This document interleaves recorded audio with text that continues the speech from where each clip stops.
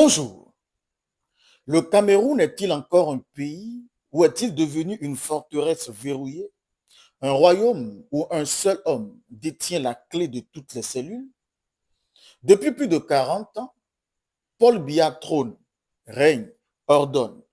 Et le Cameroun, qu'on peut aisément rebaptiser en son nom comme Biyameroun, est devenu une géole dorée pour l'élite et une prison sans barreaux pour le peuple.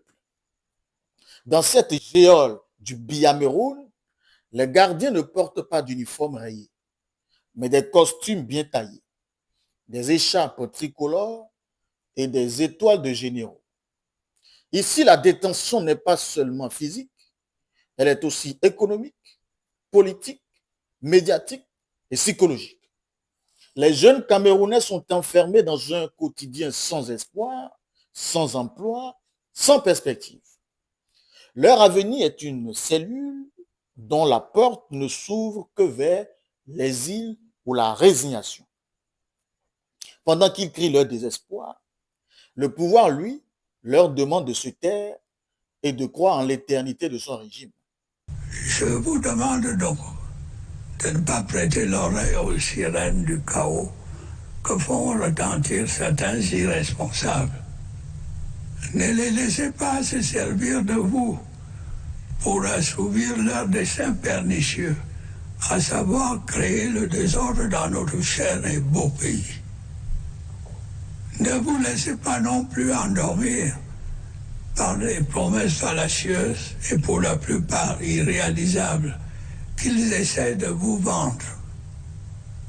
Pour ma part, j'ai pu vous assurer que je continuerai d'être à vos côtés pour relever les défis auxquels vous êtes confrontés. Les opposants politiques, eux, connaissent les cachots réels, la prison, la vraie, où l'on enferme ceux qui osent dire que le roi est nu, où l'on broie les récalcitrants sous prétexte de sécurité nationale. Ici, la géole n'est pas une métaphore. C'est une sentence, une fin, un avertissement pour tous ceux qui voudraient ouvrir la porte de la liberté.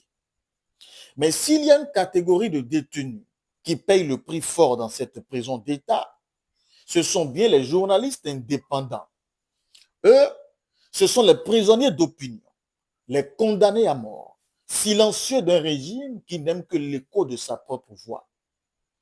Au Biameroun, dire la vérité est un crime, un délit qui peut se payer par la persécution, l'exil ou pire, la mort. Martinez Zogo, assassiné pour avoir osé gratter là où ça fait mal. Samuel Ouazizi, porté disparu, avalé par les ténèbres d'un régime qui ne tolère pas la lumière.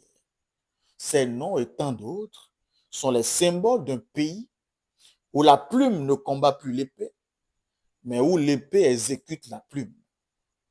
Pendant ce temps, les courtisans du pouvoir, ces journalistes qui ont vendu leur éthique pour quelques faveurs, coulent des jours heureux dans les palais du mensonge. Ils applaudissent le geôlier, justifient l'injustifiable, chantent les louanges d'un système qui s'effrite, mais qui refuse de tomber. Mais alors, si Paul Biya est le geôlier, est-il lui-même libre? L'homme, aujourd'hui âgé de 92 ans, vit reclus dans ses palais à travers le monde, absent de la scène politique publique, géré par une cour d'intouchables qui parle en son nom. Le Cameroun est-il encore gouverné par un homme ou par l'ombre d'un régime qui refuse de mourir? Peut-être que le véritable prisonnier de cette histoire, c'est Paul Biya lui-même, piégé par son propre mythe, otage de ses propres alliés, incapable de partir car derrière lui, c'est un système entier qui risque de s'effondrer. Alors, qui ouvrira la porte de cette géole? Est-ce le peuple lassé de tourner en rond dans une cellule sans avenir? Est-ce les barons du régime prêts à sacrifier leur roi pour sauver leur peau? Ou la nature elle-même qui finira par rappeler que même les dictatures ont une date d'expiration? Le Cameroun attend, observe et rumine. Mais une prison trop fermée finit toujours par exploser.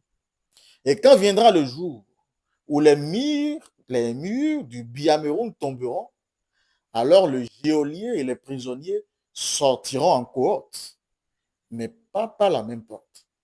C'était votre chronique comme toujours. Merci pour l'attention et à demain.